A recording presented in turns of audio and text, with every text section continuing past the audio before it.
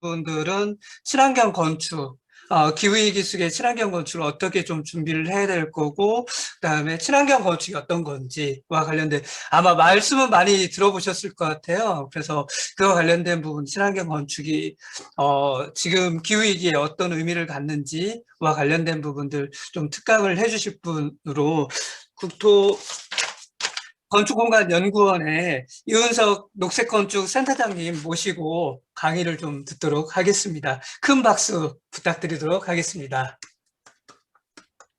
야, 예, 반갑습니다. 방금 소개받은 건축공간연구원의 이은석입니다. 어, 저희 오늘 특별하게 시간 내주셔서 참석해 주신 여러분께 진심으로 감사의 말씀드리고요. 오늘 또 대면으로 계획이 돼 있었는데 또 상황상 어렵게 화상으로 또 인사드리게 돼서 아쉬운 감도 없지 않아 있습니다. 오늘 발제를 해드릴 내용은 오늘 공유를 지금 해도 되겠죠? 사무국장님? 예, 예, 그렇습니다.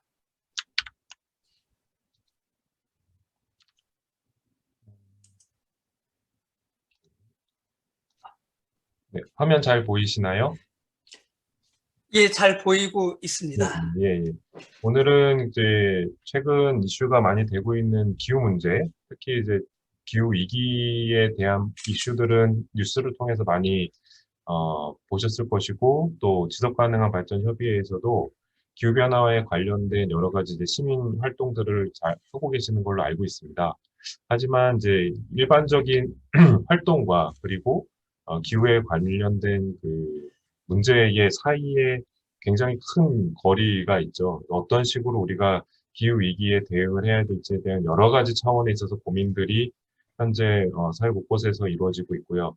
그중에 이제 저희 건축공간연구원에서는 건축과 도시를 어떤 식으로 기후 위기의 측면에 있어서 변화해 나갈 것인가에 대한 방향성을 연구하고 있고, 이 연구 결과들을 우리 이제 중앙정부의 정책으로 제안을 하고 있습니다. 그래서 저희 건축공간연구원은 정부에서 출연한 정부 출연 연구기관이고요.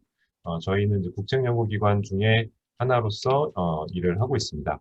그중에서 저희 건축공간연구원에서는 이제 건축에 관련된 이제 제반적인 정책들, 그리고 특히 제가 맡고 있는 녹색건축센터에서는 말씀드렸던 것처럼 건축 파트에서 기후변화를 완화하기 위한 방법, 그리고 또 적응하기 위한 방법에 대해서 연구를 하고 있습니다. 그래서 이 부분에 대한 사항들을 이제 오늘 하나씩 소개해드리면서 같이 고민해보는 시간을 가져보도록 하겠습니다. 사실 지금은 우리가 팬데믹 때문에 이렇게 화상으로 뵐 수밖에 없는 안타까운 상황이죠. 이 두 가지의 해외 만평을 제가 소개를 해드려 보겠는데요. 이 두 가지 해외 만평에서 보면 우리가 팬데믹과 기후변화를 바라보는 시각이 굉장히 상이한 내용들을 이해할 수가 있습니다. 지금 우리 모두가 다 앞에 있는 이 코로나 팬데믹 상황이 이제 문제가 되고 있다, 걱정하고 있지만 그 이면에서 지금 오고 있는 기후변화에 관련된 또 거대한 숙제들이 오고 있다는 사실을 또 미처 파악하고 있지 못하는 거죠. 코로나 팬데믹만 지나가면 앞으로 행복해질 거야라는 생각들을 하고 있지만 그 이면에 우리가 더 준비해야 될 또 불확실성들, 모호함들이 오고 있다는 것이고요. 특히 이제 기후변화에 관련해서는 끓는 냄비 속에는 개구리 비유가 자주 나오고 있어요. 냄비가 점점 이제 뜨거워지면서 어, 그 냄비 안에 있는 개구리들 서서히 자기네들이 이제 익어서 죽어가는 줄 모르고 거기서 헤엄치고 있는 모습들을 비유하는 내용인데요. 데워지고 있는 냄비 자체를 우리 지구로 비유를 하고 있죠. 그러니까 지구 온난화가 계속되고 있고 우리가 한 마리 개구리로서 지금 살고 있는 상황인데 일부 이제 몇몇 과학자들의 입에서 우리가 점점 이제 지구 온난화의 위험성을 어필하고 있고 이야기를 하고 있지만 기후 변화에 대해서 크게 이게 관심을 갖고 있지 않고 기후 변화 부정하는 사람들 입장에서는 그 이야기들이 하나의 통일도 이루지 못하고 있다라는 비판도 지금 나오고 있는 상황입니다. 그래서 어떻게 보면 지금 기후변화로 인해서 우리가 불편하게 될 수 있는 사회적 문제들을 코로나 팬데믹이라는 상황에서 아주 작은 어떤 문제로 우리가 경험해보고 있는 사실인 것을 우리가 좀 자각을 해야 되고, 앞으로 기후변화에 따라서 올 수 있는 여러 가지 사회적인 어려운 부분들이 올 수 있다는 것을 좀 알아야 될 것 같다는 생각이 들어서 이 그림으로 시작을 해봅니다. 좀 더 이제 깊이 있게 들어가 보면, 기후변화라는 이슈는 이미 뭐 1990년대 후반 또 이르기에는 1988년부터 지구온난화에 관한 이슈가 있었습니다. 1988년은 우리가 서울 올림픽 했던 그런 해이기도 하죠. 근데 최근 들어서 이제 그 지구 온난화가 멈추지 않고 한 30년 동안 계속 진행이 되고 있는 부분들을 과학자들은 예의주시하고 있었습니다. 그래서 지금 왼쪽에 보시는 이 보고서처럼 지구 온난화 1.5도씨라는 특별 보고서를 제출을 했습니다. 지구 온난화 1.5도씨 보고서는 2015년도에 체결을 했던 전 세계 195개국이 체결을 했던 파리 협약의 실천 경로 중에 더 이상 우리가 멈춰 있을 수는 없다. 이 상태로 유지하면 안 된다라는 경고의 메시지를 담고 있는 특별 보고서인데요. 앞으로 이제 우리가 지구 온난화를 할 때 있어서 어디까지 우리가 받아내야 하는가, 그 마지노선이 어딘가라는 측면에서 봤을 때 1.5도씨까지는 우리가 과거에 배출했던 온실가스로 인해서 어쩔 수 없이 올라갈 수밖에 없다라는 것이고, 그리고 또 저 1.5도씨 이상으로 지구 평균 온도가 올라가 버리면 인간이 손쓸 수 없는 여러 가지 자연재해들이 세계 곳곳에서 일어날 것이다라는 중의적인 의미를 갖고 있습니다. 그래서 오른쪽에 보시는 이 뉴스처럼 영국의 유명한 일간지 가디언지에서는 이 보고서가 출판된 날 이런 식으로 헤드라인을 달았어요. 우리에게 2018년도입니다. 우리에게 남은 시간은 채 12년밖에 남지 않았다. 이 얘기는 무엇이냐면 지구 온난화 1.5도씨의 지구 온난화에 의해서 지구 평균 온도가 상승하는 속도를 붙잡기 위해서 인간이 노력할 수 있는 시간이 한 12년 정도밖에 남지 않았다는 것이고, 이미 이때로부터 지금 한 3, 4년 지났죠. 남은 시간이 이제 10년도 채 남지 않은 상황입니다. 그러니까 10년도 채 남지 않은 상황 동안 우리가 무엇을 해 나가야 되는지에 대한 고민들이 지금 필요한 상황입니다. 실제로 그 지구 온난화에 의해서 빙하가 녹고 있다는 사실들은 이미 여기 계신 분들은 다 아실 거라고 생각이 들어요. 하지만 빙하가 녹는 것이 어떤 영향을 주게 되는 것이고, 그리고 실제 빙하가 녹기 때문에 어떤 또 새로운 이슈들이 만들어지고 있는지를 말씀을 드려보겠는데요. 1988년 지구 온난화가 처음 되고 있다라고 공식적으로 발표가 된 해에 북극의 빙하의 모습과 최근 2019년 8월에 위성 영상 사진을 나사 영상 사진을 비교해 보면 그 빙하 사이즈가 굉장히 줄어들고 색깔을 여기서 줄어든 게 중요한 것이 아니라 색깔이 중요한 것이거든요. 빙하가 갖고 있는 하얀색에서 빙하가 녹으면서 바다 색깔이 이제 어두운 색으로 바뀌는 상황이 오면서 우리가 이제 햇빛이 좋은 날 하얀색 옷을 입고 밖에 나갔을 때랑 검은색 옷을 입고 밖에 나갔을 때 우리가 피부로 느끼는 그 열감이 다르듯이 지구 자체도 지금 하얀 옷에서 검은 옷으로 입고 있는 중이라는 것이죠. 그래서 그만큼 지구가 태양열을 바깥으로 우주 쪽으로 반사해내지 못하고 지구를 계속 품는 현상들이 지금 지속적으로 이어지고 있고, 이것은 자연적인 현상이면서 동시에 또 인간이 배출한 온실가스 때문에 그 두 가지의 어떤 지구 온도를 높이는 원인이 같이 발생이 되고 있다는 뜻입니다. 오른쪽 보시는 그 사진에서는 시베리아 영구 동토층이 녹으면서 이 과거엔 얼음이었던 이 것들이 이제 호수로 변하고 있는 상황이고요.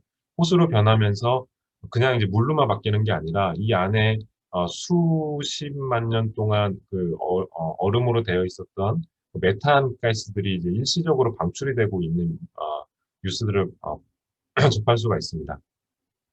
그러면서 동시에 지금 맘모스 뼈의 가격이 급격하게 떨어지고 있다라는 뉴스가 있어서 저도 한번 찾아보니까 이런 영구 동토층의 지층 아래 이제 들어가 있었던 맘모스의 뼈들이 계속 지금 토출이 되고 있는 것이고, 그렇기 때문에 지금 보시는 것처럼 이게 맘모스 뼈가 비쌌기 때문에 시장에 내다 팔기 위한 새로운 시장이 열렸다는 뉴스들도 왕왕 접할 수가 있습니다. 그렇다면 좀 구체적으로 아까 말씀드렸던 이제 북극의 빙하와 인간의 활동 그리고 온실가스 이런 이야기들이 어떤 메커니즘으로 되는지 이제 사례 사진으로 좀 설명을 드려보면요. 실제 우리가 지구 온난화가 심하지 않을 때는 지금 제가 표시해드리는 요 왼쪽 상단에 있는 그림처럼 햇빛에 의한 이제 태양 열이 지구로 들어오면 적당하게 있다가 또 많이 이제 방사가 돼서 우주 밖으로 나갑니다.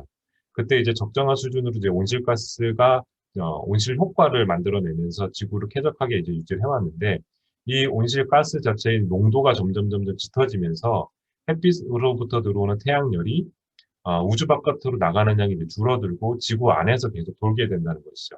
그래서 아까 이제 말씀드렸던 이제 빙하가 녹으면서 지구 자체가 더워지는 일이 이제 같이 발생을 하고 있는 이유가 이 그림으로 간단하게 설명 가능하고요. 그럼 온실가스는 당장 오늘 내가 배출했기 때문에 생기는 것인가? 절대 아닙니다. 그러니까 온실가스가 온실 효과까지의 영향을 미치기까지는 굉장히 오랜 시간이 걸리고요. 지금 우리가 영향을 받고 있는 그 지구 온난화의 영향은 이미 1차 산업혁명 시기 때 배출돼 온, 현재까지 쭉 배출된 온실가스들인 거죠. 보신 것처럼 이제 자동차를 만들거나 우리가 여러 가지 이제 물건들을 만들면서 우리가 생활은 편리해졌지만 그 이면에 우리가 꾸준하게 온실가스를 배출해 오고 있었다는 건 우리가 몰랐던 사실인 겁니다. 최근 들어서 이제 알게 됐고, 이런 산업에 관한 여러 가지 공정들이 우리 생활에 영향을 미치고 있구나라는 걸 이제 알게 된 것이죠. 그래서 이제 어떤 기상현상들이 이제 변화가 막 되고 있는데 우리가 느끼기에는 그냥 더워졌어, 비가 많이 와, 장마가 생각보다 굉장히 기매 정도이지만 실제 원인을 주는 이유는 기상학자들이 이런 식으로 간단하게 다이어그램을 만들어서 소개를 하고 있습니다. 지금 북극에서 이제 빙하가 녹으면서 굉장히 차한 공기들이 원래는 이 북극 주변에서 맴돌고 있었던 제트기류라고 불리는 기류들이 있었는데요. 북극이 데워지면서 이 제트기류를 잡고 있었던 그 힘이 점점 느슨하게지면서 이런 식으로 현재 이제 물결 무늬를 치면서 돌고 있다고 합니다.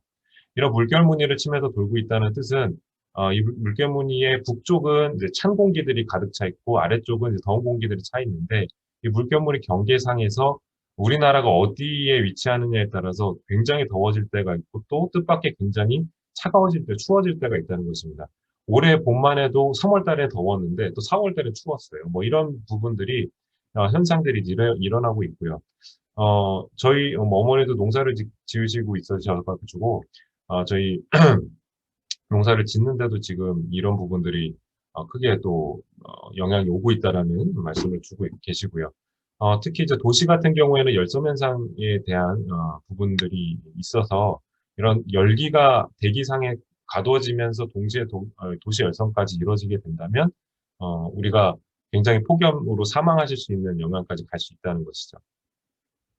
그렇다면 이제 빙하가 녹는 것이 또 어떤 영향을 줄 것이냐. 앞서 말씀드린 것은 이제 온실가스에 대한 온실 효과가 전 지구적으로 주는 영향에 대한 내용들을 저희가 한번 말씀을 드린 것이고 실제로 이제 지구 온난화에 의해서 빙하가 녹게 되면 빙하에 따라서 해수면이 상승하게 됩니다. 해수면 상승이 우리가 예전에 워터월드라는 어떤 영화에서 본 것처럼 지구 전체가 다 물에 잠기는 수준은 아니지만 우리가 해안가에 설치해 놓은 기반 시설이 일부 잠길 수가 있는 정도의 피해를 입을 수가 있다는 것이죠.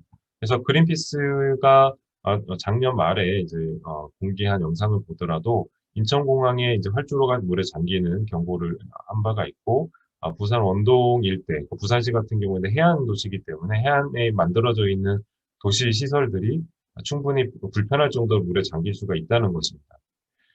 지금 그래서 요 홈페이지에 들어가서 저는 이제 천안 주변 지역의 해수면 상승에 대한 시나리오를 한번 다운받아 봤는데요.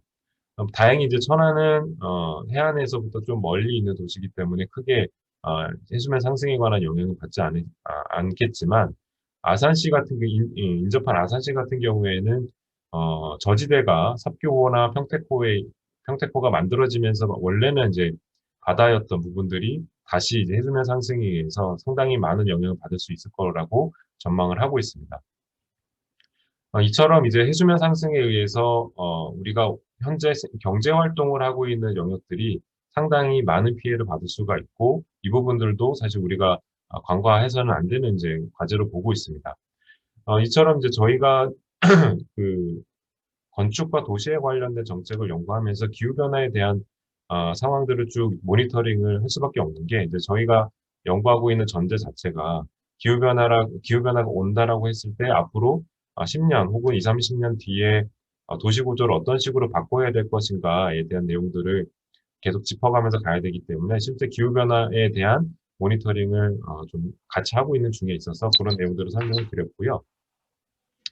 자, 앞으로 이제 우리나라를 비롯해서 전 세계의 사람들이 어떤 식으로 이제 가야 할 것인가에 대한 논의들이 국제사회에서 이뤄지고 있습니다. 그 내용들을 말씀을 좀 드려보겠는데요.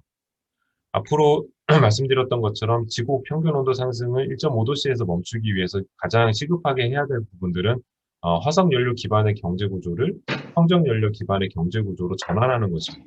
사실 이게 말만 쉽지 실제 실행하기는 어려운 내용인데요.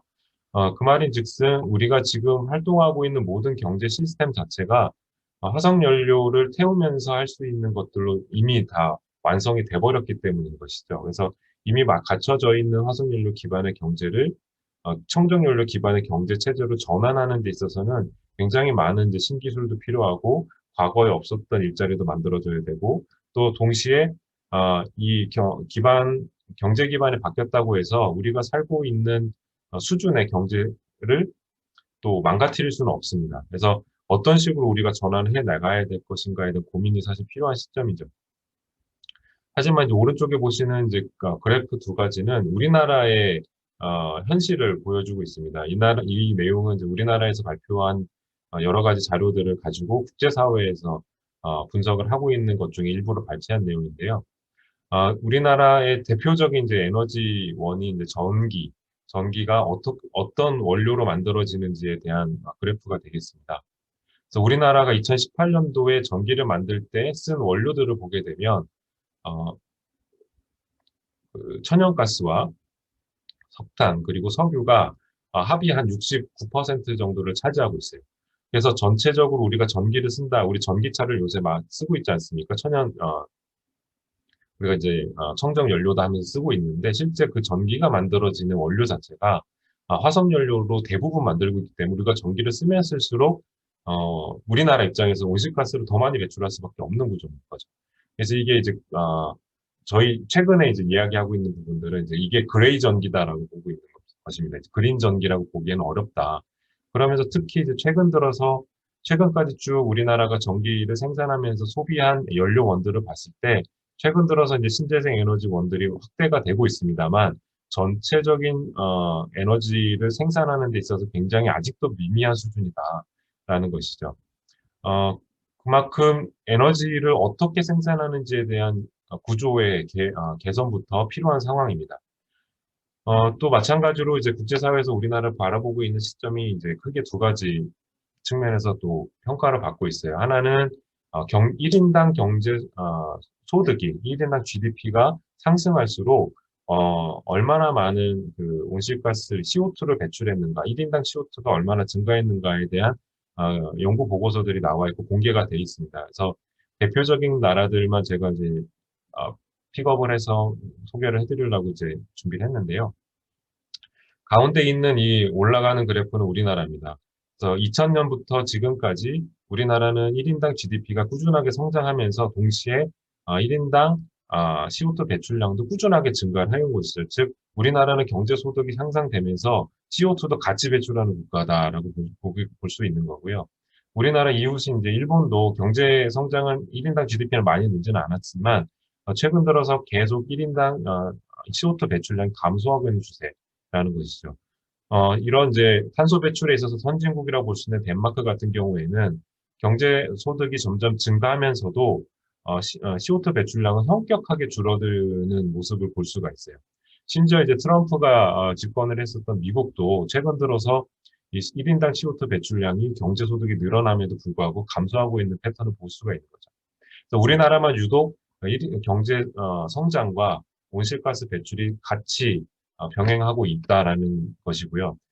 이런 이유로 우리나라가 이제 또 다른 국가들과 이제 순위 경쟁을 하는 데 있어서 평가가 받는 내용들을 보면 작년 말에 우리나라 정부에서 유엔에다가 우리나라는 2030년까지 온실가스를 이만큼 감축할 것입니다라는 보고서를 제출을 했고 또 그 안에 또 장기 저탄소 발전 전략이라고 2050년까지는 우리가 장기 저탄소 사회로 가기 위한 전략을 이렇게 만들었습니다라고 해서 보고서를 유엔한테 제출을 했습니다.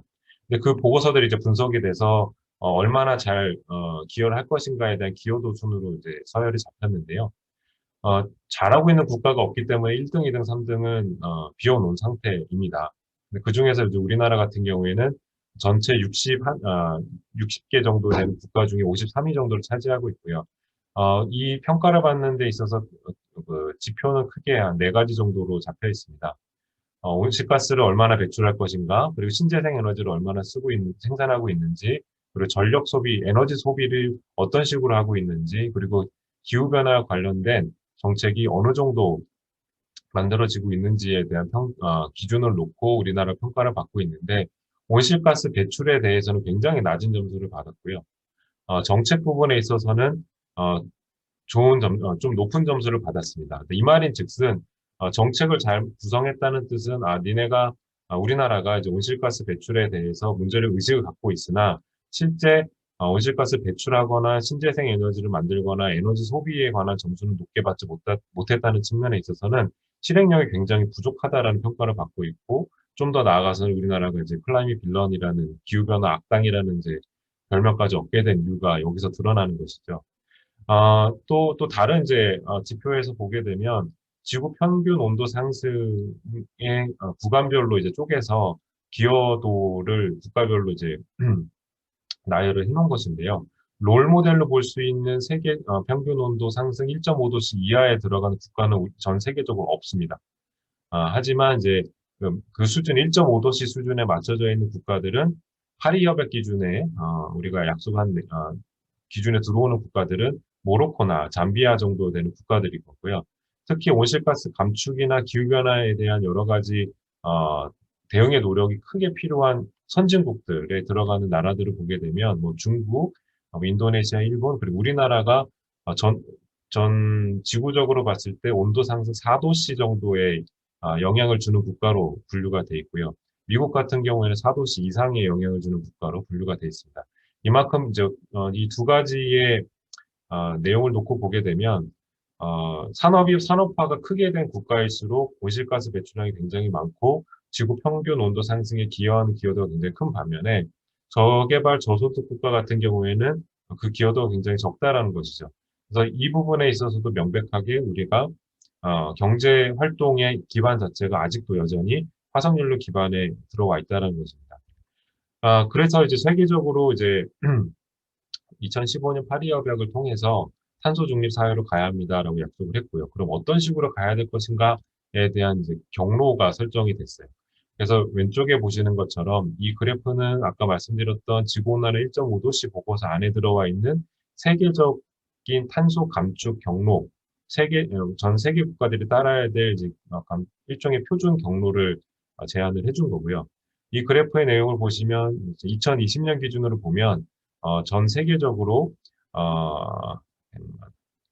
400억, 4천억 정도 되는 그 CO2가 연간 이제 배출이 되고 있고 내용들이 이제 어떤 식으로 감축이 되어야 되는가에 대한 경로가 P1, P2, P3, P4로 되어 있습니다. 그래서 2100년까지 이번 세기 말까지 온실가스를 넷제로화하기 위해서 어떤 방법을 취해야 하는지는 이제 후단에 말씀을 드리겠지만 2050년까지 적어도 0에 가까운 숫자로 이 온실가스 배출 자체를 줄여야 하는 것이고 특히 2030년까지는 급속하게 그 감축의 속도를 놔야 된다는 의미입니다. 그래서 이 기울기에 굉장히 가파른 의미는 아까 말씀드렸던 화석연료 기반의 경제 구조 자체를 거의 이제 개혁 수준으로 바꿔놓고 그것이 작동되면서 서서히 이제 넷제로로 수렴하게 되는 방향성을 갖고 있다는 의미가 되고요.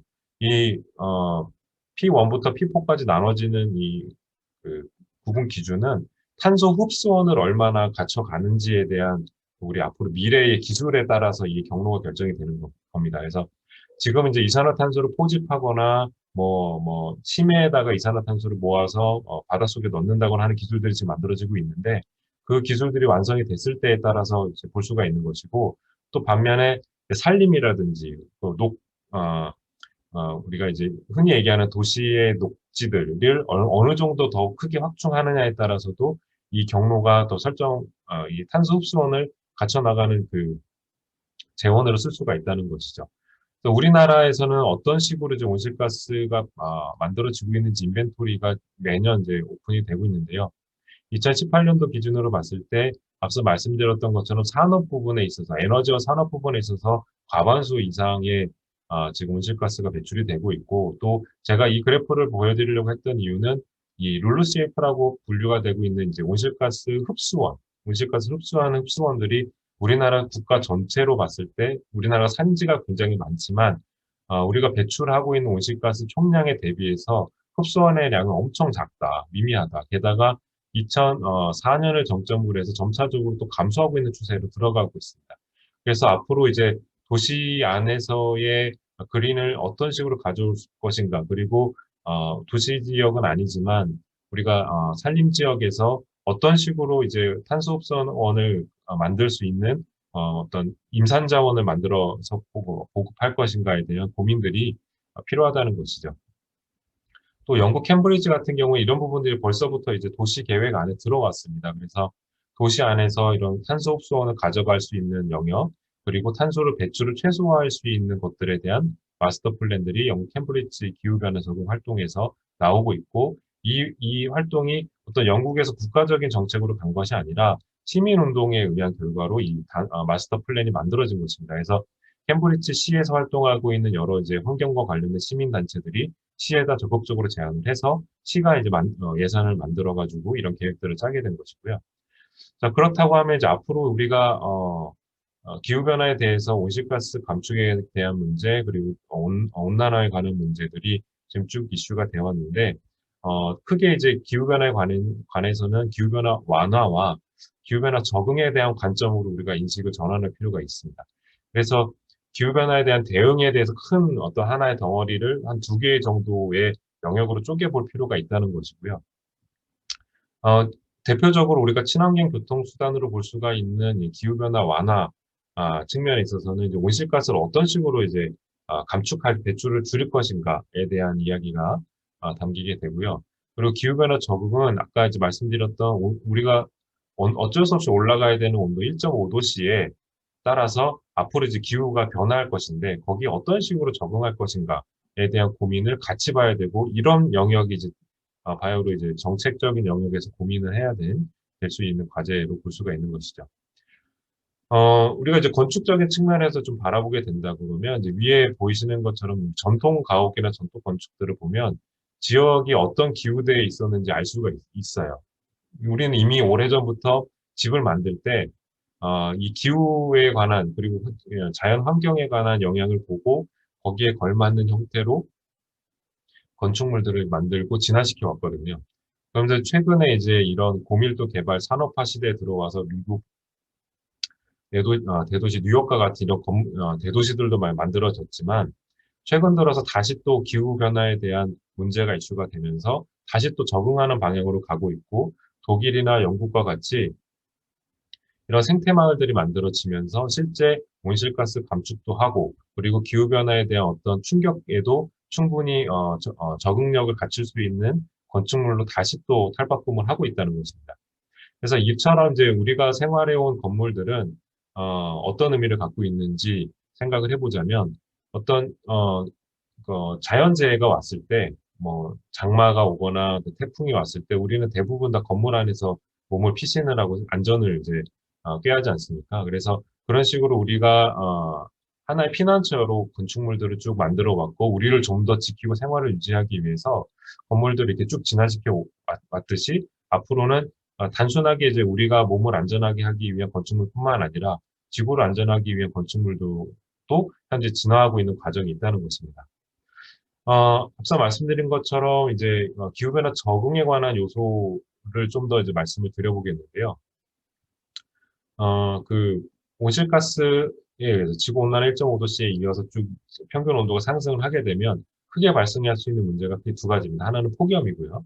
하나는 홍수에 관한 문제가 생기게 되는데요. 특히 이제 열에 의한 지구의 그 기상 메커니즘이 바뀌는 거기 때문에 열과 물에 관한 문제가 앞으로 좀 더 빈번하게 일어날 수가 있습니다. 그런 측면에 있어서 이제 저희가 정책 연구를 하면서 정부에 제안한 하나의 이상적인 그 그림들을 좀 설명해 드려볼까 하는데요. 폭염에 이제 어떤 적응력을 갖고 있는 도시를 만들 때 있어서 필요한 요소가 무엇인가에 대한 고민들을 저희가 여러 이제 과정을 통해서 연구를 진행을 했고, 대표적으로 한 6가지 정도의 어떤 도시 계획적인 요소들이 필요하다. 현재 우리나라의 입장에서 봤을 때, 6가지 정도가 필요하다는 것으로 봤고요. 대표적으로 보면 이제 폭염에 관해서는 열에 대한 부분들을 어떤 식으로 도시 안에서 제어하는지가 중요합니다. 그래서 일사 유입량 자체를 도시 구조 안에서 최대한 어떻게 잡는지, 특히 일사 유입량을 조절한다는 의미는 그 건물이 됐든 녹지가 됐든 그림자를 어떻게 최대한 만들어낼 것인가가 사실 핵심적인 관건입니다. 그래서 그런 내용들을 담아야 되고, 또 그림자만 만든다고 해서 열섬 효과에 의한 어떤 대기의 정체 때문에 이런 열기가 계속 가둬질 수가 있기 때문에 자연환기에 대한 조절 능력, 그리고 또 이런 자연환기가 되기 위해서는 그 도시 안에서의 녹지들이 굉장히 중요한 역할들을 하게 됩니다. 일종의 이제 바람길이 된다는 것이죠. 그래서 냉섬이 되기도 하고 바람길도 될 수 있는 녹지축이나 소형 녹지들을 어떤 식으로 배치할 것인가에 대한 부분들도 봐야 되고, 또 중간중간 수변 시설을 두면서 실제 도시에서 생활하는 분들이 그 물로 인한 또 시각적인 효과나 아니면 실제 체감할 수 있는 것들도 볼 필요가 있다는 것이죠. 최근 들어서 이제 많이 제기가 되고 있는 반사율이 좋은 이제 포장재, 그리고 쿨루프와 같이 옥상 부분들을 어떤 식으로 이제 어떤 색깔로 갈 것인가, 즉 이제 밝은 색깔로 가야 한다는 것이 좋다는 이야기들이 많이 나오고 있는데요. 이 얘기는 아까 이제 말씀드렸던 북극의 빙하의 색이 하얀색이어서 우리가 태양열을 우주로 많이 방출시켰던 것과 같은 맥락입니다. 그래서 밝은 색깔의 지붕, 밝은 색깔의 어떤 도로 포장재를 주로 활용을 하면서 이 도시의 열 자체를 제어할 수 있는 요소들이 필요하다라고 보았고요. 그에 따라서 이제 도시를 구성하고 있는 이제 건축물들이 갖춰야 될 이제 요소들이 몇 가지가 필요하다라고 봤습니다. 건축물 같은 경우에는 한 7가지 정도의 계획 요소 기술들이 필요하다고 봤고요. 특히 중요한 부분들이 이런 차양을 어떤 식으로 제어를 할 것이고, 그리고 바람길을 어떤 식으로 실내 안으로 또 끄집어 올 것인가에 대한 이야기, 그리고 녹지를 최대한 건물과 어떤 식으로 또 관계를 맺어서 설정할 것인가에 대한 내용들이 고민이 됐었고요. 7가지 내용들을 설명을 드려보면, 이제 건물 자체가 갖고 있는 단열 성능이 좋아야 실내에서의 쾌적성을 또 유지할 수가 있기 때문에 단열에 관한 이야기들, 그리고 실제 이제 빗물을 활용을 해서 물을 활용한 냉각 효과들도 지금 건축 기술을 통해서 제한이 되고 있기 때문에 자연적인 어떤 증발산을 활용할 수 있는 기법을 사용하면서 기존에 있는 냉각 설비들이 에너지를 적게 쓸 수 있게끔 한다는 것입니다. 그래서 이런 이제 건축물의 형태 자체를 지금과는 조금 다른 형태로 우리가 고민을 해볼 필요가 있고, 또 그림자를 지금은 이제 우리가 사는 집들이 최대한 그 발코니를 확장을 해서 직사광선이 실내로 직접 들어오게 되는 구조를 갖고 있는데, 바깥에 이제 그림자를 또 들이울 수 있는 이중 외피를 설치를 하는 방법들도 제안을 했습니다. 그래서 앞으로 이제 지금 우리나라는 대부분 이제 주택들이 남향을 선호하고 있는 문화에 따라서 남향이 주동인 주택들이 많이 만들어지고 있지 않습니까? 그래서 저희도 이제 연구 차원에서 바깥에 폭염 경보가 났을 때 밖에 나가 보니까 이 건축물 실내에 큰 열을 전달하게 된 첫 번째 이제 단초가 될 수 있는 게 건축물의 외피 온도예요. 그래서 외피 온도의 차이를 놓고 본다면 폭염 경보가 나온 날 건축물 남향 주동의 외피 면적이 약 50도까지 올라가는 걸 볼 수가 있었던 반면에 남동향으로 약간 동이 틀어져 있는 건물 같은 경우에는 그보다 한 10도 정도 낮은 온도를 갖고 있었고, 태양의 직사열은 이런 유리창으로 되어 있는 계고부가 아니라 이 아파트의 옆면이, 그러니까 계고부가 없는 단열이 이제 빽빽하게 잘 되어 있는 옆에 벽면에 이제 조사가 되고 있어서 실질적으로 이제 향에 관한 문제들도 앞으로 좀 변화되지 않겠느냐라는 이제 이슈를 제기를 했었고요. 그래서 말씀드렸던 것처럼 그 건축에 관한 계획적인 요소들이 적용이 된 아주 이상적인 형태의 건축물을 그려봤습니다. 그래서 이제 지금 우리나라에 있는 없는 건축물의 타입이지만 앞으로 이제 이중 외피에 대한 구조가 적극적으로 또 우리가 반영이 되어야 될 필요가 있고 또 발코니 확장에 관한 부분들을 다시 한번 또 생각을 해서 태양 열에 의해서 우리가 그 방어할 수 있는 좀 잉여 공간들을 주택 안에도 만들어야 될 필요가 있고 또 상층부의 발코니에 따라서 이제 드리워질 수 있는 그림자를 적극적으로 활용해 볼 필요가 있다라는 것이죠.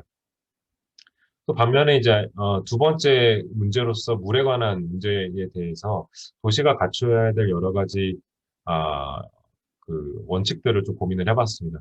그래서 홍수에 관련된 문제들은 이제 상류 지역과 하류 지역이 같이 연결이 돼 있어서 연쇄적인 문제를 일으키게 됩니다. 그래서 상류 지역 아까 이제 천안과 아산을 놓고 보더라도 천안은 아산에 비해서 약간 상류 지역에 위치한 도시이지 않습니까? 그래서 상류 지역에서 상류 지역이 이제 개발이 되면서 콘크리트나 아스팔트 같은 이제 불투수 면들이 굉장히 이제 많이 만들어지게 됩니다. 그래서 과거에는 도시화 되기 전에는 다 토양으로 이제 비가 내리면 흡수가 돼서 다 지하수로 빠져나갔었는데 지하수로 들어가지 못하고 상류 지역에서부터 물이 그대로 하류 지역까지 도로나 또 배관을 통해서 다 일시적으로 빠져나가게 되면서 하류 지역이 이제 뜻밖의 침수 피해를 많이 받게 돼요. 이제 그런 부분에 있어서 이제 상류 지역에 대한 개발에 대한 부분들을 일부 제한을 해야 될 필요가 있고, 이미 이제 개발이 됐다고 하면, 어떤 물의 양을 조절할 수 있는 임시 저류 시설이나 저류조들이 만들어져야 될 필요가 있는 것이고요. 또 상류 지역에 물을 최대한 이제 지하수로 넣을 수 있는 저류지가 확보될 필요가 있다라고 봤습니다. 그래서 이런 이제 어쨌든 물은 위에서 아래로 내려가는 메커니즘을 갖고 있기 때문에 상류 지역에서 하류 지역으로 내려올 때 중간중간에 이 홍수를 방지할 수 있게끔 물을 분산시켜서 땅으로 침투할 수 있는 시설들을 곳곳에 배치할 필요가 있고 또 도시 지역으로 그것들이 내려왔을 때 도시 지역 안에 이제 상습 침수 지역으로 분류가 된 지역과 더불어서 기후변화에 따라서 내리는 집중호우가 언제 어떻게 또 발생할지 모르기 때문에 이런 위험 지역들을 이제 취약성 분석이라는 과정을 통해서 먼저 설정을 해놓고 그런 침수 경로나 침수 피해를 덜 받을 수 있게끔 건축물 배치가 앞으로 고민이 돼야 된다는 것이고요. 그리고 이제 비가 내렸을 때 건물 지붕에서도 굉장히 많은 이제 빗물들이 쏟아져 나오면서 과거에 이제 매설이 돼 있었던 배수 관망의 용량 자체를 점프해버리는, 갑자기 확 이제 초과해버리는 문제가 생기게 됩니다. 그렇기 때문에 이제 옥상 녹화를 통해서 이런 배수 관망으로 일시적으로 쏟아지는 물의 양 자체를 최대한 제어할 수 있어야 된다는 것이고요. 또 지속 가능한 도시 배수 시스템이라고 하는 부분들은 배수는 배수의 기능을 하되 평상시에는 우리가 녹지로 활용할 수 있는 시스템들을 이제 의미를 하는 것입니다. 그래서 평상시엔 녹지지만 비가 왔을 때 배수의 기능을 할 수 있는 것들이 홍수에 취약한 도시 지역에는 우리가 같이 고민을 해야 될 요소들로 꼽아볼 수가 있고요. 건축 계획에 관련된 부분들도 마찬가지로 한 8가지 정도의 요소들을 뽑아봤습니다. 이제 침수에 취약한 지역에 지어질 건물 같은 경우에는 지하시설에서 여러 가지 이제 경제적인 피해를 입을 수가 있고, 또 1층 같은 경우, 혹은 또 반지하에 이제 거주하시는 분들이 계시는 경우에는, 인명피해까지 입을 수가 있게 됩니다. 그래서 침수의 취약성이 높은 지역 같은 경우에는 이제 지하로 물이 들어가기 어려운 차단막을 설치한다든지, 그 지하에 이제 대부분 설치하는 창고와 전기 배선, 또 여러 가지 이제 그 도시가스 배관 이런 부분들이 이제 물에 잠기게 되면 이제 설비적인 문제를 일으킬 수가 있기 때문에 침수 취약 지역 같은 경우에는 이런 여러 가지 인프라 설비들을 상층이나 옥상으로 올리는 계획이 앞으로 필요하다는 것이죠. 그래서 적극적으로 좀 봤을 때 지금 왼쪽 하단을 보시는 그림처럼 도시 지역에서 일시적인 이제 큰 비가 내렸을 때 역류성 침수들이 굉장히 많이 이제 발생을 합니다. 일시적으로 발생하지만, 이 1층에서 소매업을 하시는 분들에 대한 피해가 또 막 극심하고요. 이런 역류성 피해가 반지하 주택들이 많은 도시의 이면도로에서 발생하게 되면 또 심지어 이제 목숨까지 잃는 경우도 발생하기 때문에 이제 보시는 것처럼 이제 피난층을 설치하면서 또 1층에 이런 재산상이나 생명상, 인명에 관한 피해를 줄일 수 있는 그 필로티 구조를 해볼 필요가 있다는 것이고요. 또 자연적인 그 토양 침투가 가능하도록 이 녹지에 관한 부분들도 적극적으로 적용시킬 필요가 있다는 것입니다. 자, 그렇다면 이제 앞으로 이제 이거는 기후변화에 좀 전까지 드렸던 이야기는 기후변화에 따라서 우리가 적응한다고 하면 어떤 방향으로 갈 것인가에 대한 내용을 담은 약간 이제 미래지향적인 의미로서의 건물의 방향, 그 도시의 방향을 말씀드렸는데요. 지금 현재도 국가 건축 정책에 따라서 그 녹색 건축과 건축물 에너지 효율 등급, 제로 에너지 빌딩과 같은 친환경 건축 인증 제도들이 운영이 되고 있습니다. 그래서 전체적으로 봤을 때 이제 녹색 건축 인증 같은 경우에는 친환경 건축으로서 기후변화 적응에 관한 요소들을 상당히 많이 담고 있는 인증 등급이 되겠고, 건축물 에너지 효율 등급과 제로 에너지 빌딩 같은 경우에는 온실가스 감축 효과가 큰 건물들입니다. 그래서 제로 에너지 효율 등급은 실제 건물 자체에서 소비하는 에너지, 그 냉방, 난방, 극단 환기 조명에 대한 5대 에너지 부분에 봤을 때 건축물 자체가 에너지 효율을 최소화할 수 있는 등급을 의미하는 것이고요. 트리플 플러스 등급까지 있습니다. 최하는 이제 7등급에서부터 1 트리플 플러스 등급까지 이제 10가지 등급으로 나눠지게 되는데요. 이거보다 좀 더 강화된 그 실제 건물 안에서 신재생 에너지를 통해서 이제 에너지를 생산할 수 있는 건물의 성능까지 갖춰지게 되면 제로 에너지 빌딩이라는 인증을 받게 됩니다. 이 모든 인증을 받게 되면 건축주 입장에서는 이제 여러 가지 건축 규제 완화나 세제 혜택들의 인센티브를 받을 수가 있는데요. 이 내용들은 부동산을 임대하거나 구매하실 때도 중개하시는 분들한테 여쭤보면은 그 인증에 대한 여부도 확인하실 수가 있습니다. 좀 더 구체적으로 보면 녹색 건축물에 대한 그 기후 변화 적응에 관한 요소들을 살펴볼 수가 있는데요. 녹색 건축 인증을 받은 건물들은 크게 재료와 자원, 에너지와 환경 오염, 토지 이용과 교통, 유지 관리, 생태 환경, 실내 환경, 물순환 관리처럼 어, 생태 건축 그리고 친환경 건축과 같이 이제 기후 변화의 적응 요소들을 굉장히 많이 갖고 있어요.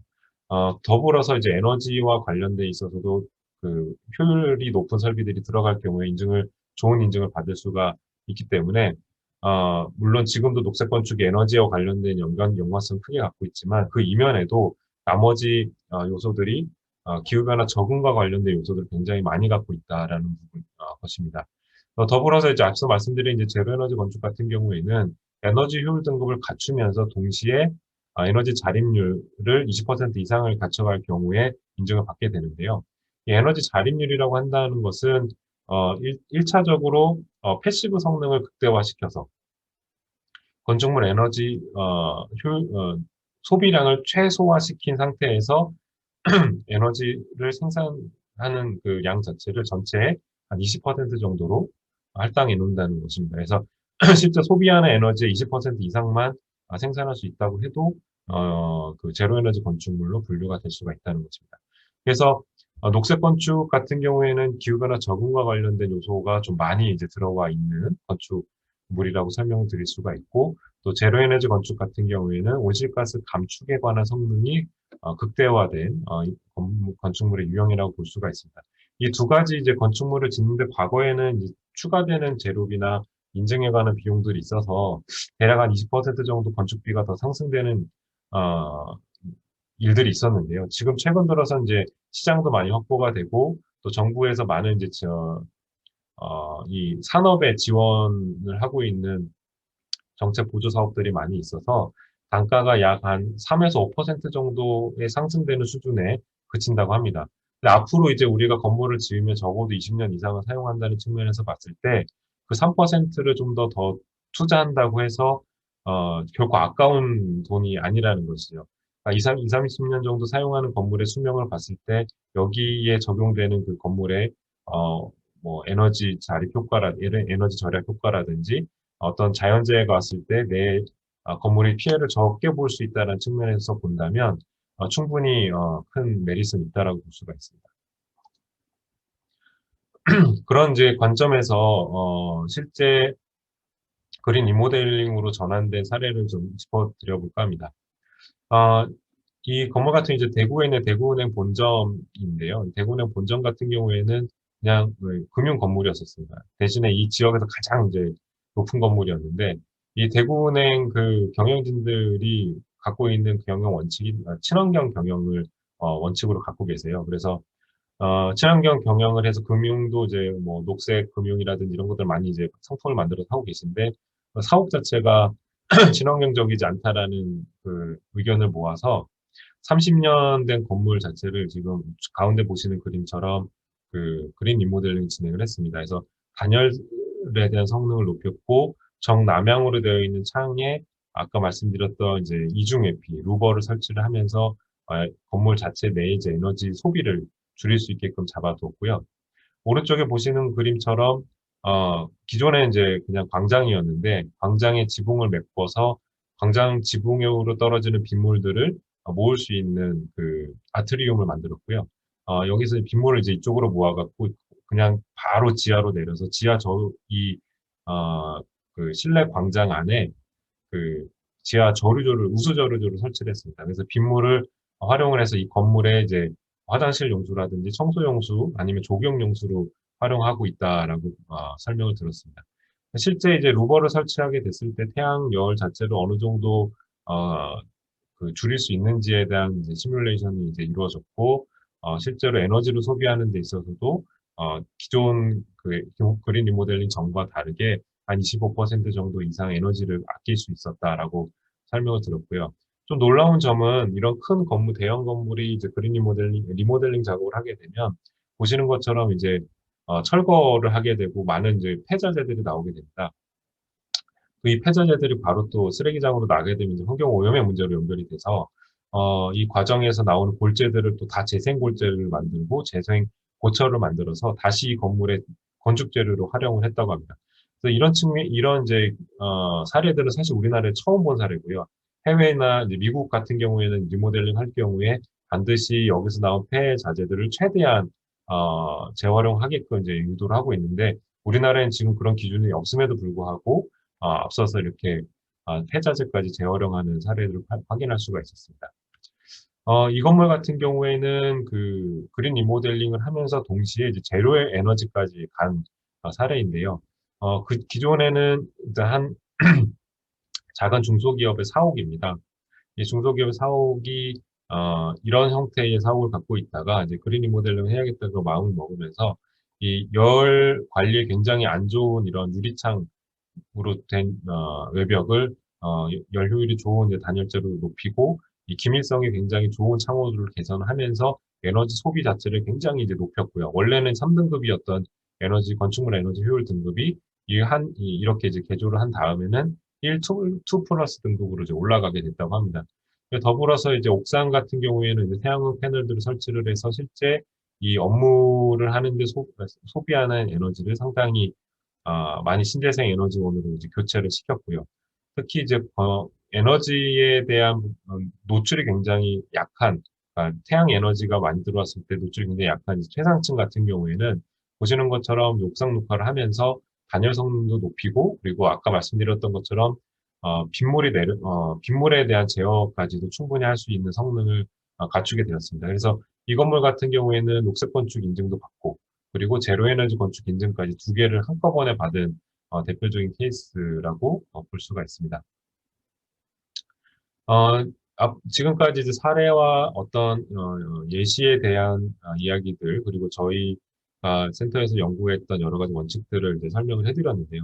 그렇다면 이제 이 내용들이 앞으로 우리 도시나 사회에서 어떤 식으로 구현이 되어야 될 것인가에 대한 고민이 필요하고 그 구현해 나가는 과정에 있어서 일종의 이제 그 순서들이 좀 필요하죠. 그래서 그런 내용들을 저희 작년에 이제 연구를 하면서 만들어 봤는데요. 이 내용들을 좀 설명을 드려볼까 합니다. 앞으로 이제 우리 사회가 예를 들어 이제 천안시가 탄소 중립 도시로 가기 위해서 가장 필요한 게 우리 시민의 역할이고 시민과 지자체 역할이 어떻게 연결이 되는지에 대한 어떻게 연결이 되는지에 따라서 보다 쉽게 갈 수도 있고 또 어렵게 갈 수도 있습니다. 보시면 이제 크게 이제 세 가지 트랙으로 제안을 해볼까 하는데요. 가장 중요한 건 물론 이제 가운데 있는 과정입니다. 그래서 기후변화와 관련된 이제 전담 팀을 어, 천안시에서 이제 구성을 하고 각각의 이제 공무원과 지역에 있는 전문가 또 지역에 있는 지금 우리 그 계시는 사무국장님처럼 커뮤니티 리더들 분들께서 이 기후변화 전담 대응팀을 구성을 하면서 하나의 큰 기획안을 좀 고민을 같이 해보면서 실제 천안시가 갖고 있는 이런 기후변화 영향에 대해서 어느 정도의 우리 지자체가 탄력성이 있는가에 대한 평가를 좀 진행을 해볼 필요가 있다는 것입니다. 그래서 여기에 이제 필요한 부분들이 천안시에 올 수 있는 기후변화에 대한 영향과 전망, 그리고 현재 천안시가 갖고 있는 사회, 경제, 환경, 인프라에 대한 정책이 어떤 식으로 지금 구축이 되어 있고 만들어지고 있는지, 또 여기서 봐야 될 관점은 기후변화를 고려한 이런 정책들이 천안시에서 개발이 되고 있는지에 대한 내용들이 포커스가 되고요. 이 부분들을 또 전문성을 높여줄 수 있는 전문가들과 함께 하면서 실제 내가 살고 있는 지역에 어떤 문제가 있고 어떤 걱정들이 있는지에 대해서 시민 인터뷰를 통해서 이런 탄력성에 대한 부분들을 예비적으로 평가를 해서 하나의 작은 현재 문제점에 대한 부분들을 진단을 해놓을 필요가 있다는 것이고 실제 천안시가 갖고 있는 기후변화에 대한 약점이 무엇인지를 알게 된다는 것입니다. 그 약점에 대한 부분들을 파악한 걸 근거로 해서 실제 이제 어, 어떤 식으로 이제 정책화 시킬 것인가에 대한 내용들을 볼 때, 기후변화에 관한 약점들, 즉, 취약한 지역이 어디인가를 알게 될 것이고요. 아시게 될 것이고, 또 동시에, 기후변화에 노출에 굉장히 취약한 계층들이 어디에 많이 모여 살고 계시는지를 또 아시게 될 겁니다. 또 이런 부분들을 개선하기 위해서, 다양한 이제 사례들이 보고가 되고 있는 부분들을 좀 정리를 하면서 그 과정에서 또 전문가와 시민들이 참여를 하시게 돼야 되고요. 또 그 내용들을 다 정리를 해서 취약 지역과 취약 계층 여러 가지 사례들을 바탕으로 중점적으로 봐야 될 과제, 세부적인 추진 과제, 탄력성을 높이기 위한 지표들을 이런 계획 안에 서로 연결을 시키는 과정이 필요하고 마지막으로 계획안만 짠다고 해서 이것이 완성이 되는 것이 아니라 실제 이제 탄력성을 높이기 위한 사업으로 전환이 되고 이런 전환이 된 사업에 대해서 꾸준히 시민들이 모니터링을 하면서 이 부분들은 좀 더 업그레이드를 해야 됩니다. 여기는 잘못 들어왔습니다. 여긴 좋습니다라는 긍정 부정에 그렇게 가는 평가를 객관적으로 시민을 통해서 받아야 된다는 것입니다. 근데 이런 이제 큰 하나의 프레임을 만들 때 있어서 필요한 것이 그러면 이제 지역의 탄력성을 높이기 위한 지표를 어떻게 개발할 것인가에 대한 영역이 필요한 것이죠. 그래서 어, 주기적으로 탄력성을 높일 수 있는 지표를 개발하는 체계를 갖춰야 될 것이고요. 이 부분들은 이제 지역에 있는 뭐 대학이라든지 연구기관에 의뢰를 하셔서 만들어낼 수 있는 부분이 되겠고 또 동시에 아까 제가 어, 건물이나 여러 가지 공간적인 다이어그램으로 만들어서 보여드렸던 것처럼 특정 취약 지역과 계층을 대상으로 한 프로젝트 단위의 계획과 설계 가이드라인을 만들어 볼 필요가 있다는 것입니다. 그래서 공간적인 이제 취약 지역을 본다 그러면 공간적인 프로젝트의 대상지를 선정해 놓고 그 대상지가 폭염에 취약한지, 홍수에 취약한지, 또 한파에 취약한지, 또 해수면 상승과는 거리가 멀지만 어쨌든 여러 가지 기후 환경적인 영향이 있어서 어떤 취약성이 있고 탄력성을 높여야 될지에 대한 고민과 평가를 진행을 해서 이런 전략과 실행을 할 수 있는 하나의 이제 가이드라인 체계가 만들어져야 되는 것이죠. 또 그래서 이 기후변화에 관련된 어떤 탄소 중립 도시, 그러니까 일종의 이제 천안시가 탄소 중립 사회로 가야 된다고 봤을 때, 천안시와 그다음에 지역에 있는 전문가, 학과연, 그리고 시민 여러분들의 참여가 적극적으로 이루어지고 이 세 가지의 트랙이 동시에 또 진행이 되어야 하고 이 진행이 되는 과정에 있어서 크게 뭔가 새로 만들거나 조직을 만들거나 할 필요는 전혀 없이 지금 있는 거버넌스 체계 안에서 충분히 할 수 있다라는 제안을 드려보고 앞으로 이런 내용들로 앞으로 이제 천연시 가능 발전 협의회에서도 충분히 참고하실 수 있을 것이라고 생각이 듭니다. 이제 마지막 페이지인데요. 앞으로 이제 우리가 기후변화를 왜 고려해야 하는가에 대한 이유는 크게 세 가지입니다. 첫 번째, 이제 세대 간의 불평등성이 있고요. 두 번째, 계층 간, 그러니까 소득 계층 간의 불평등성이 있고, 마지막에 이제 국가 간 불평등성이 존재합니다. 이 불평등성을 야기하는 그 이유의 핵심은 온실가스를 많이 배출한 계층은 잘 살아요. 지금 이제 세대 간의 갈등으로 보면 우리 자식 세대들이 온실가스를 배출한 양보다 지금 우리 기성세대들이 온실가스 배출한 양이 훨씬 많습니다. 하지만 이제 앞으로 이런 기후변화에 따라서 바뀌는 환경들을 고민해 봤을 때, 온실가스 배출 기여에, 얼마 하지 않은 자식 세대들이 굉장히 어려운 그 환경에 살 수밖에 없다는 것이고요. 또 반면에 계층적인 내용으로 봤을 때, 그 저소득 계층 같은 경우는 굉장히 근검 절약을 하시는 것이 일상화가 돼 있어서 온실가스를 평소 생활에도 많이 배출하지 않으시거든요. 하지만 이제 잘 사는 경제력이 높은 계층 같은 경우에는 그 많은 이제 불을 쌓는 과정에서 많은 이제 온실가스를 배출하게 됐습니다. 하지만 이런 이제 홍수나 폭염과 같은 기후 어떤 자연 재해가 발생이 되면 보시는 것처럼 저소득 계층들은 그냥 아예 삶의 터전을 잃어버립니다. 아니면 목숨도 잃어버리고요. 하지만 잘 사시는 이제 고소득 계층 같은 경우에는 거의 뭐 일상생활에 영향이 거의 없는 상황인 것이죠. 마지막으로 이 오른쪽에 보시는 그림 같은 경우에는 이제 그 섬국가인 투발루 국가인데요. 투발루는 굉장히 저소득 국가에 들어갑니다. 하지만, 선진국들이 배출한 온실가스로 인해서 여기 해수면 상승이 꾸준하게 일어나고 있고, 국토 자체가 지금 사라질 위기에 빠져 있는 나라입니다.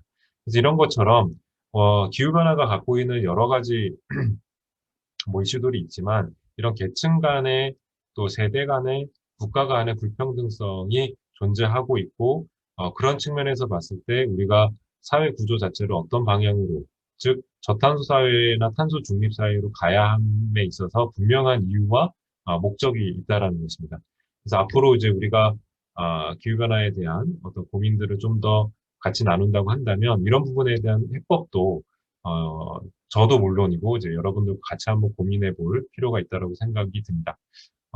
이 정도로 오늘 좀 드릴 말씀은 좀 마무리 지어보고요. 혹시 뭐 궁금한 사항이 있으시면 질문해 주시면 감사하겠습니다.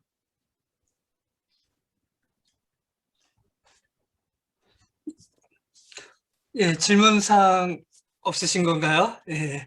그러면은, 운을 좀 띄우기 위해서 제가 좀 두 가지 정도만 좀 여쭤볼게요. 네, 아까 그 녹색 건축과 관련된 네 가지 인증제도 보여주셨잖아요. 네.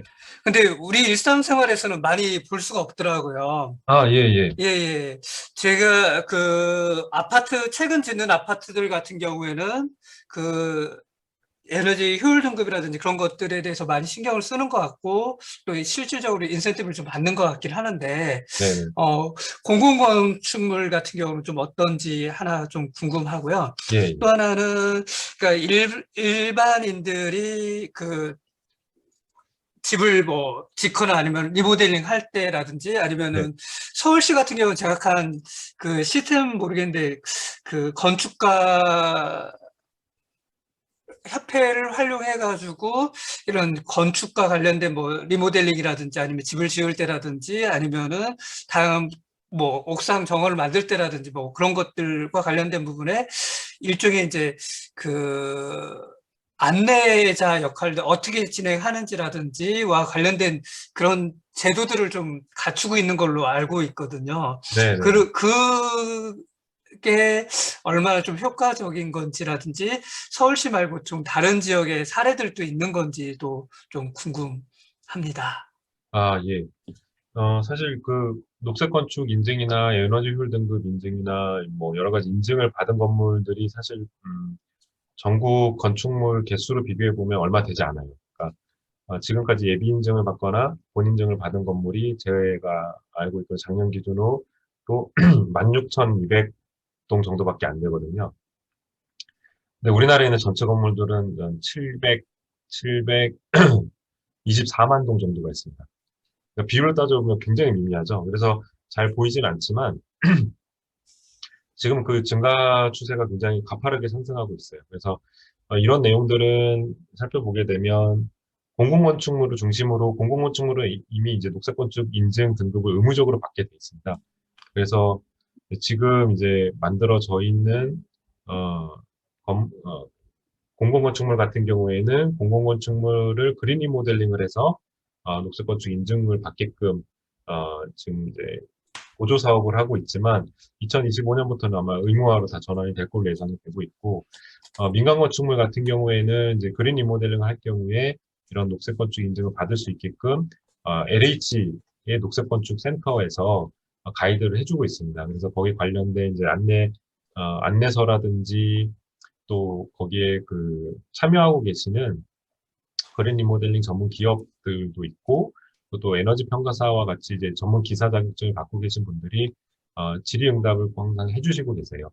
그래서 녹색 건축에 대해서 관심이 있으시고 꼭 인증을 받는 내용이 어떤 인센티브를 받기 위해서가 목적이 아니라 내가 정말 친환경이면서 기후변화에 안전한 건물을 짓기 위해서 이제 하시는 거라고 한다면 이미 뭐 그 LH나 아니면 충남도 건축가에 문의를 하셔도 이런 내용들은 충분히 이제 지원받으실 수 있을 것입니다. 그래서 최근에 뭐, 저도 그 자문으로 참여를 했지만 충남도에서 2차 녹색 건축물 조성 지원 계획을 만들어서 5월, 아마 5월 달 말경에 고시를 할 예정인데요. 이제 거기에도 이런 이제 우리 시민들이 직접적으로 녹색 건축에 참여할 수 있는 여러 가지 방안들이 마련이 돼 있습니다. 그래서 궁금하신 사항이 있으시면 아마 시까지는 내려가진 않았을 가능성이 큰데 보통 이제 녹색 건축 정책이 광역 자치단체에서 해야 되는 일로 분류가 되고 있어서요. 그래서 충남도에 한번 문의를 해보시면 관련된 아마 가이드를 충분히 받으실 수 있을 것 같다고 생각이 듭니다. 이 정도 답이 되셨나 모르겠습니다. 예, 혹시 다른 분들은 없으신 건가요? 예.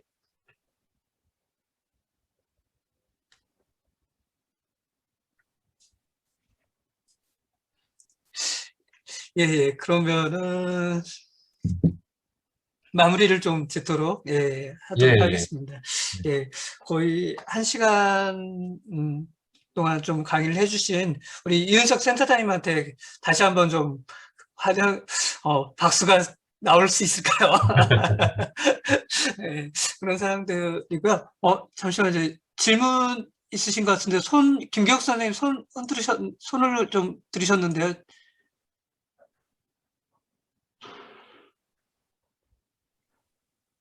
김기혁 선생님 질문 있으신 건가요? 아니요. 아, 실수였습니다.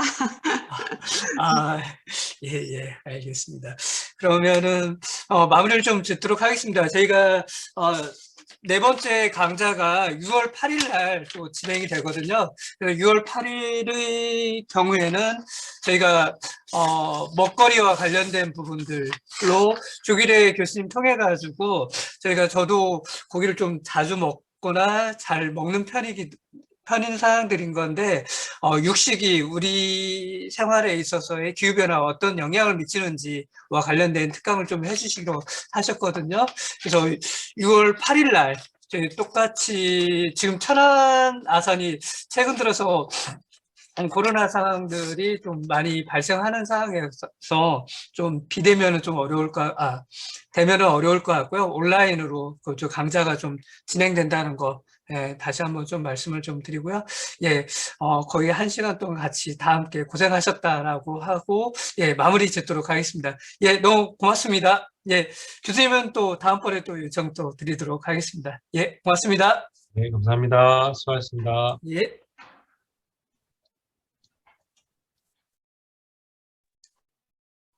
국장님, 예. 저 늦어요. 예, 알겠습니다. 의사가 안 와요. 퇴원하고 싶은데.